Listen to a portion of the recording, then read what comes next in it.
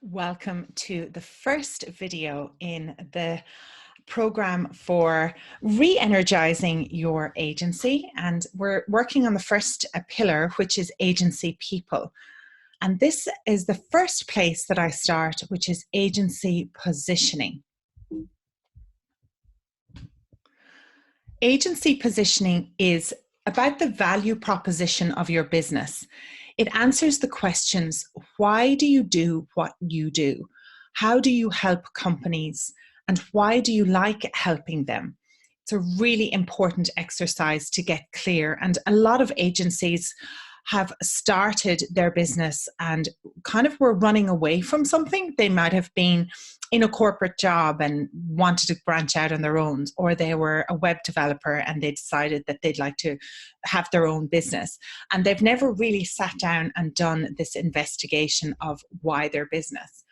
And why it's important to get agency positioning, your own agency positioning, crystal clear is there are over 500,000 estimated digital marketing agencies in the world. And to stand out from your competitors, you have to be crystal clear about the work you do and the results you get for your clients, as well as the knowledge you have in certain industries. And I know you can't even see everything on this particular image, which is the MarTech. I think it's over 6,000 companies now. So when you're in the digital marketing world, there are a lot of products that you can specialize in. There are a lot of industries that you can specialize in. So it's important for you to get clarity on which products, which services, and which industries you're going to be the best in. Without a positioning strategy, your customers will easily assume that you offer everything to everybody, which can create problems for your business over time. So catering to a niche is critical. And we're going to explore niche wider than a particular industry. It's like, the pharmaceutical industry or the coal industry, or it could be pharmaceutical, biotech. You could go a niche down.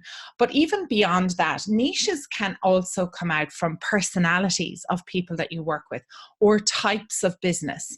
A startup that's got their next series of funding with this type of dynamic product in this particular industry. So you can go much wider plus deeper on your niche. So how do you create a positioning statement for your agency? Here are some of the questions you're going to be answering, but I'm actually going to take the exercise and walk you through it step by step. But these are some of the questions. If you were to do a really quick one, you could actually go through this. If you just wanted to do it now, like answering these questions. Why do we come to work every day? And the we being, it could be you and your business partner, it could be you and your life partner, there's so many agency couples that work together. So it could be that as well. So what drives your passion as an organization? Like, what is your actual reason for getting up in the morning? What are your strengths? You can write those down. What tactics or channels do we have the most experience with or understanding of? What audiences, groups, or types of customers do we understand? How do we approach working with each client? What's different about your method? Customers now are very educated about marketing, inbound marketing, digital marketing. And it's important for you to have a process. It's important for you to lay that out and going, okay, in week 1, we do these things. They take this long, approximately in week 2, etc., etc. What type of clients do we like working with? What values do we share with these clients? I mean, I know some agencies will just not work with, cigarette companies or companies that are not ecologically friendly. And so it's important for you to think about the values of the clients that you want to work with. What are your biggest problems facing your agency? Why do you lose talent? I mean, when the last person left, what did they say to you? Were they going because of location? Was it culture? Was it they were getting more money? Had they more opportunities?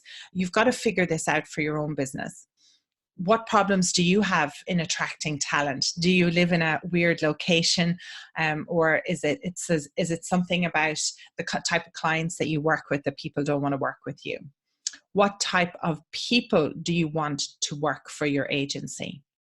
What are their personality types? What are their values? And what's the story of your agency? You need to frame this in a way that sets you apart.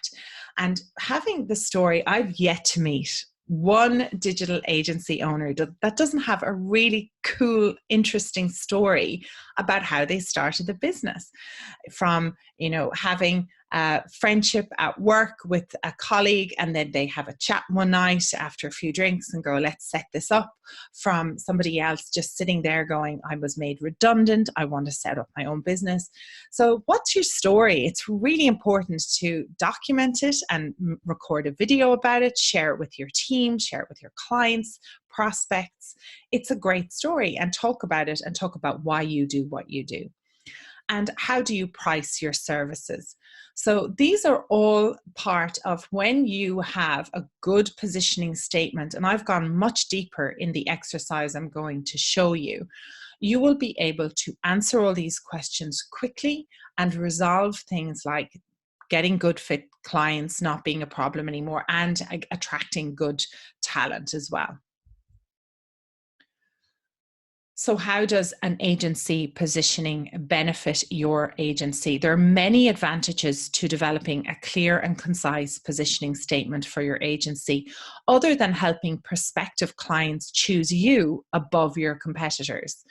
So it also expands your territory. If you're a specialist in a certain industry, your location becomes less relevant to your target market, but your expertise does become relevant. Also, with your purpose. When you are clear about your positioning, you and your staff are able to move forward with the marketing of your own agency to attract ideal clients. There's no ambiguity when a potential lead engages with you as if to see if you're a good fit or not. So you've been talking about, we are experts in hotel marketing. We are experts in biotech. We have worked with these clients. We have got these results for our clients. We get on really well with these clients because we get results for them, etc.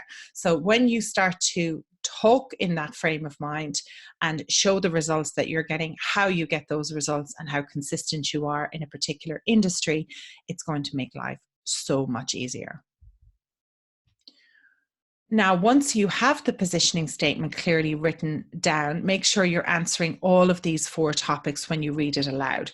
So when the positioning is clear, and this, you will end up with a statement which can be up on your website, and it will be answering what we do, who we do it for, how we do it, why we do it. So if you gave an example of this, you could be like, we are the leading digital agency experts in the Middle East for hotel industry.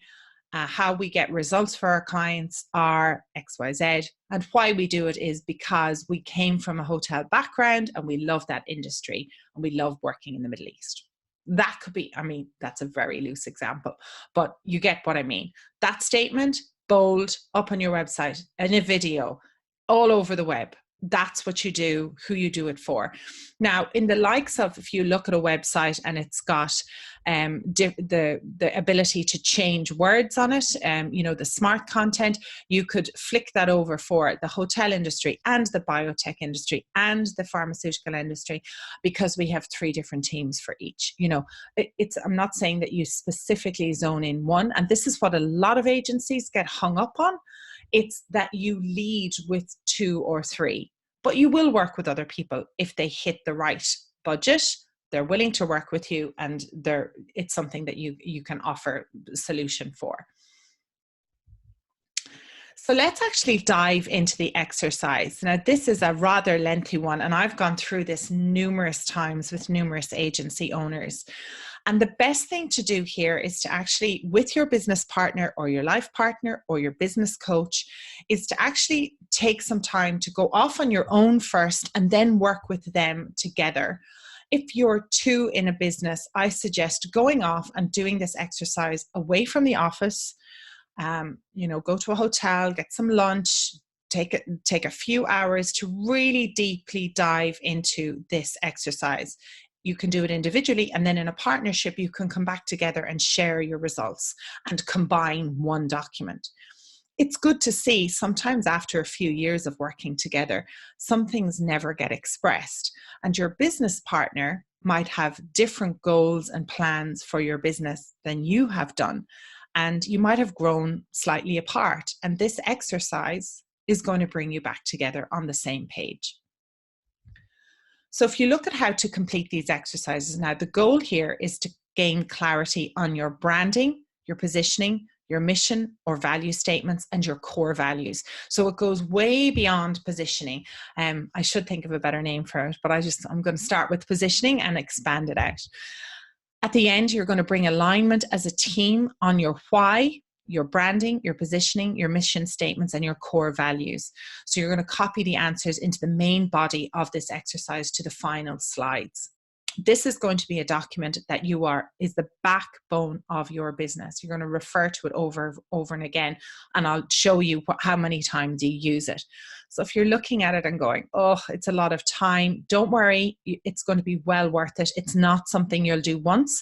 You'll actually probably end up looking at this document a couple of times a month and reviewing it once a year. You've got to be descriptive because this is encouraged, as many of the answers you can write can be used for content on your website and in your marketing. They can be used in recruiting. They can be used in sales and prospecting, so many things.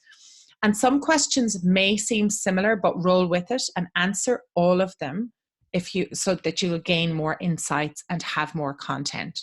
So if you think of this isn't just an exercise for you, this is an exercise for you and for your team and for your prospects and for your clients and for recruitment. Okay. So with that in mind, spend the time and let's go through all of this together.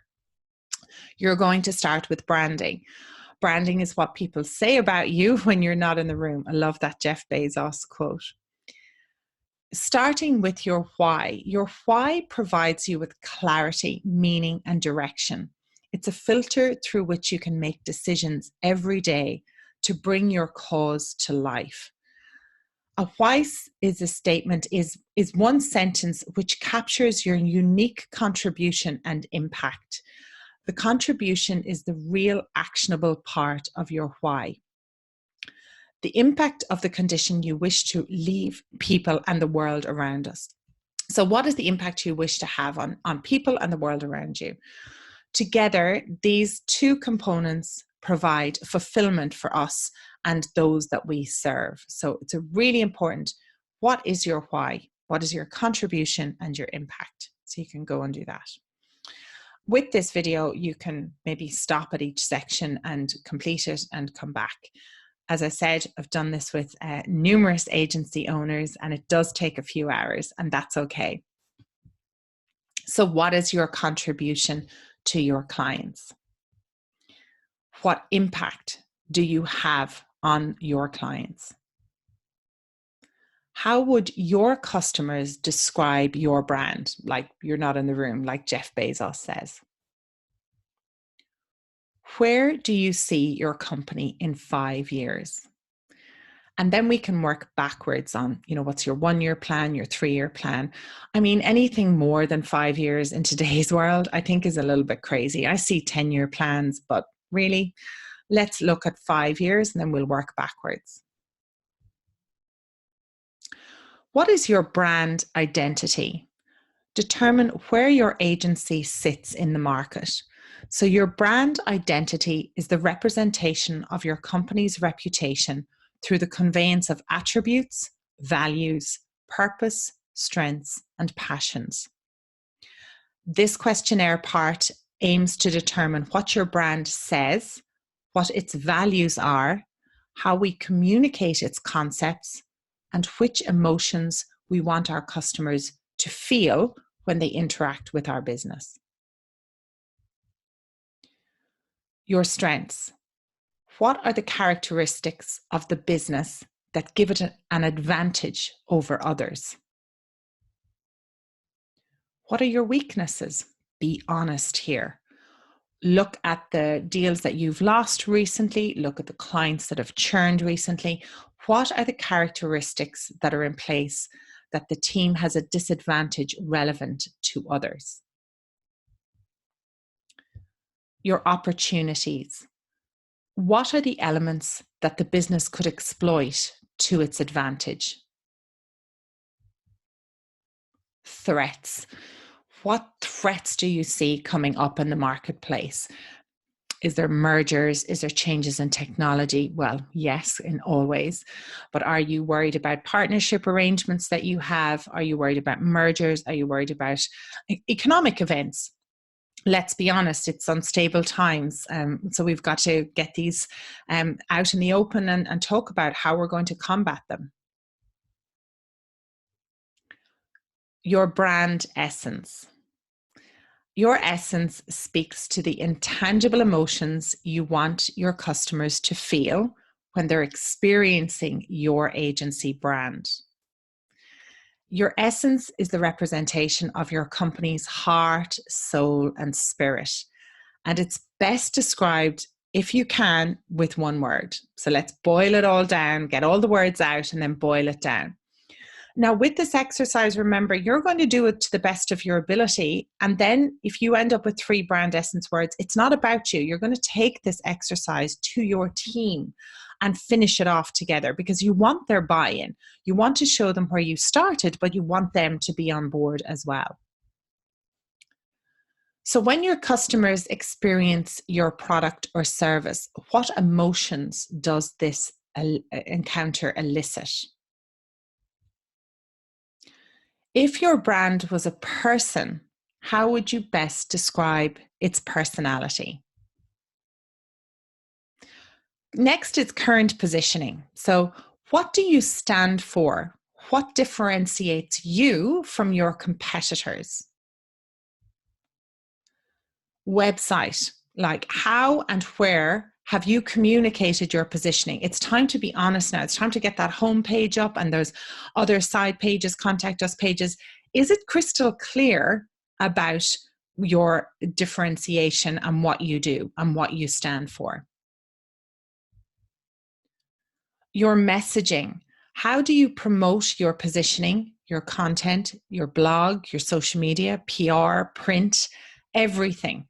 What is your messaging like? This is time to do an audit. Are there gaps? Are there things that you can improve on? Next is your business strategy. What do you want to achieve as a business, and what role does your position play here? Business objectives. What are the business objectives you have in the next 3 to 5 years? And what role will your positioning play here as well? Overall, where do you stand at the moment with your positioning? Is it clearly communicated and is it used? Can you walk into your office in the morning and ask one of your team members, what is our positioning statement? What do we stand for? Who do we help? That, who, what, when, where, why?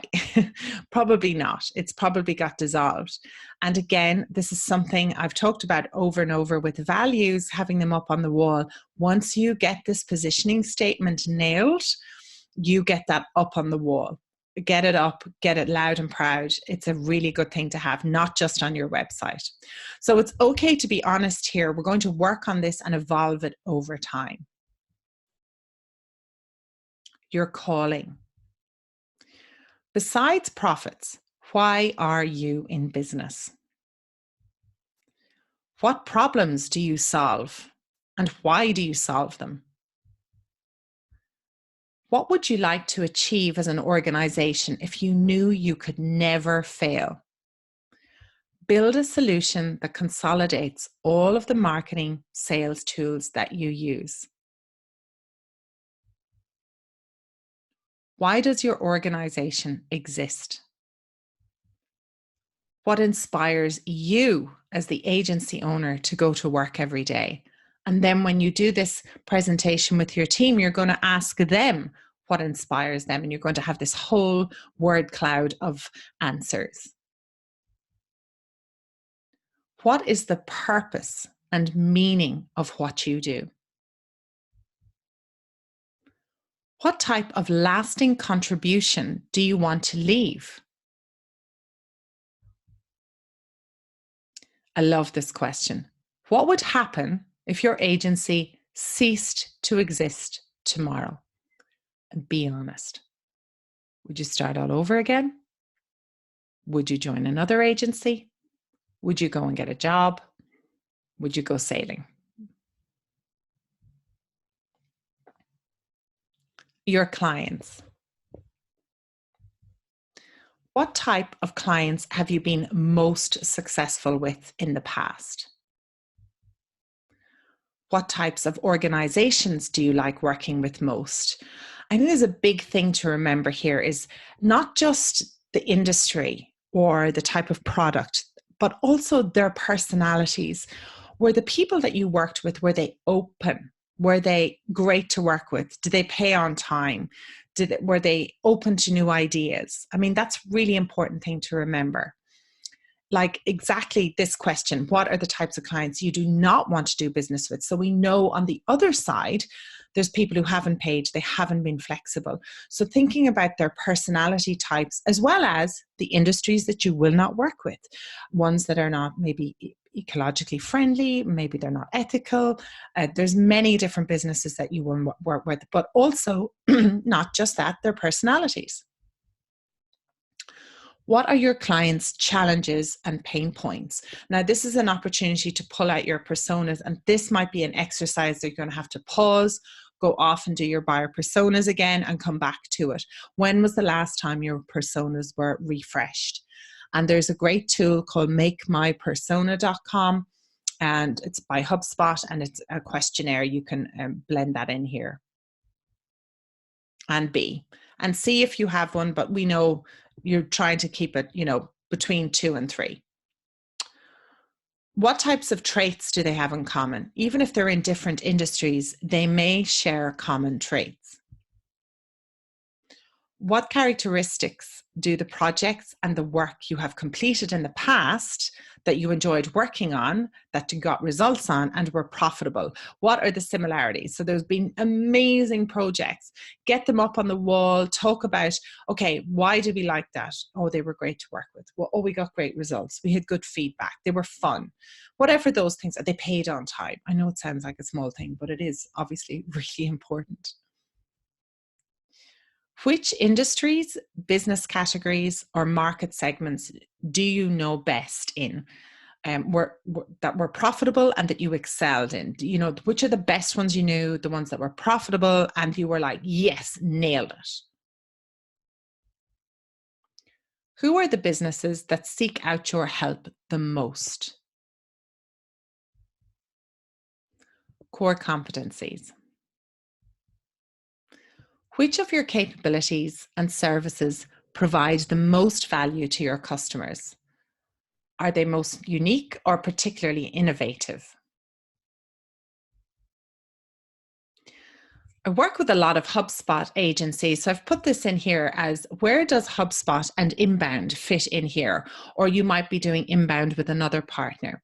Do you call yourself an inbound marketing agency, or a digital marketing agency, or a web development agency? Or do you offer inbound as one of your services? It's definitely a huge big trend that's happened over the last few years. And how are you positioning on that?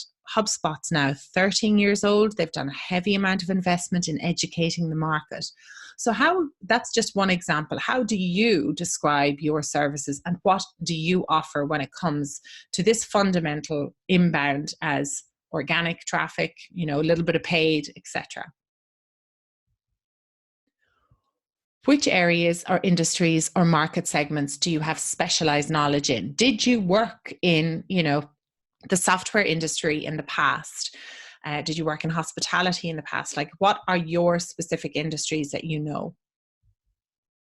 And what are you not? This is a huge one.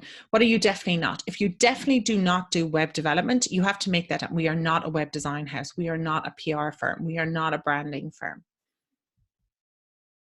What do you do particularly well, better, or more efficiently than other agencies?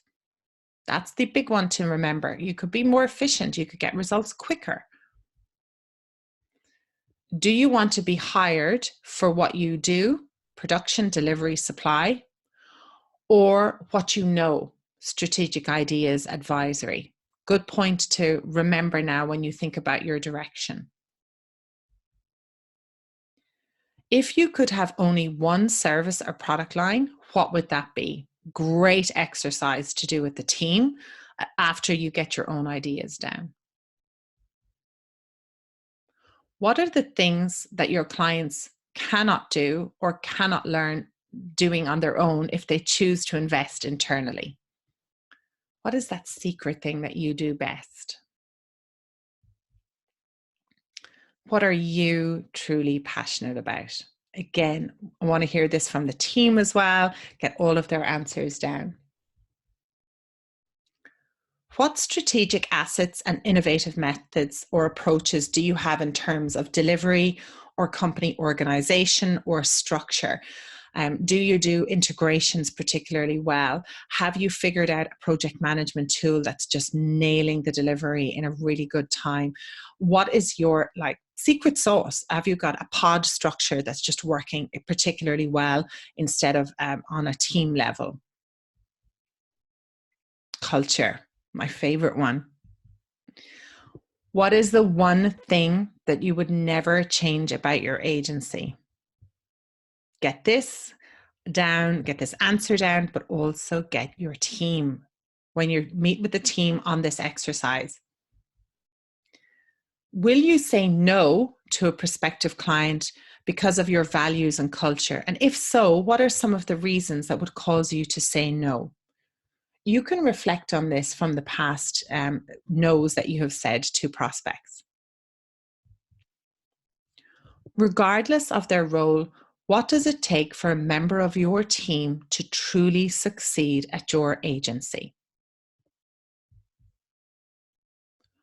What are the formal and informal standards by which your agency makes decisions about serving its clients? What are the formal and informal standards by which your agency hires, educates, and promotes employees? What are the philosophies and methods you follow to service clients? Do you have a unique way of thinking or working the processes that you have in your business? What are the things that you would never do to serving clients and managing your team?